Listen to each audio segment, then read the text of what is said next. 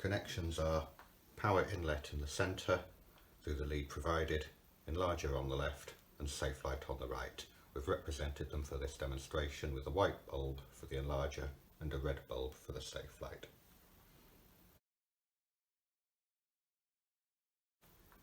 Switch on the unit at the top.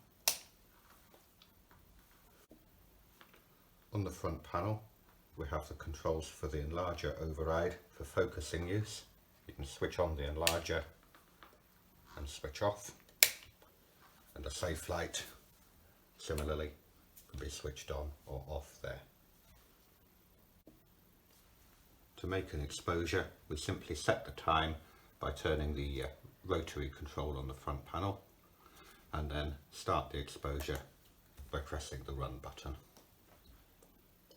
During the exposure the enlarger comes on, the safe light goes off.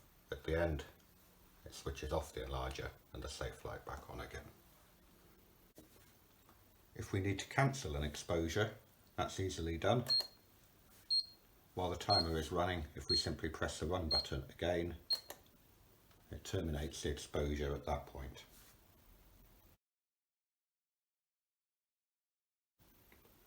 This versatile timer offers a number of user settings.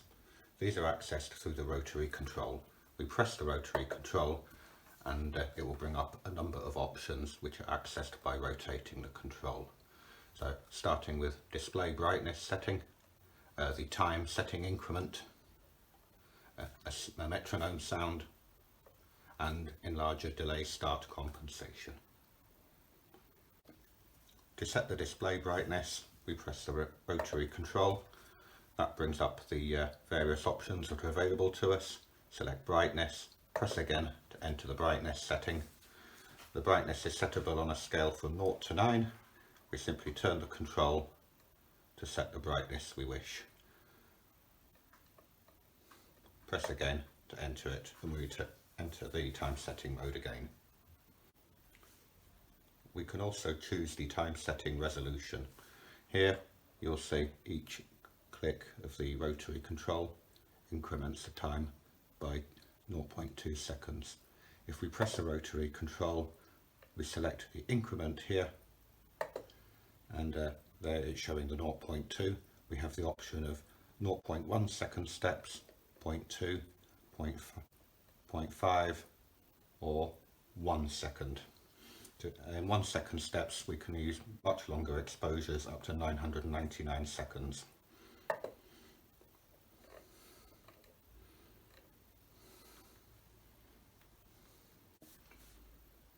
We have the option of a metronome sound. That can be selected again. Press the rotary control, rotate to the sound position, press the control again. At the moment the sound is off, but we can set the metronome sound to give us a beep every 1 second, every 2 seconds, every 5 or every 10. We'll demonstrate now with a 1 second. When we press the run button the exposure starts. We get a sound every 10th of a second during the exposure.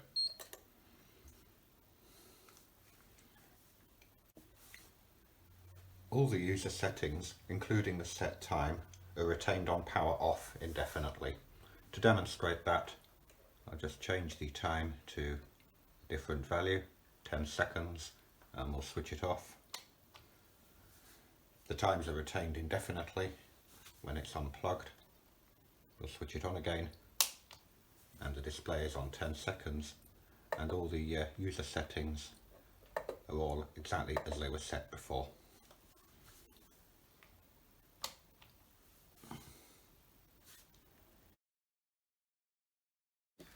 The enlarger timer is supplied with two IEC connectors for connecting your safe light and enlarger, wall mounting screws and wall plugs, spare fuses and an instruction book.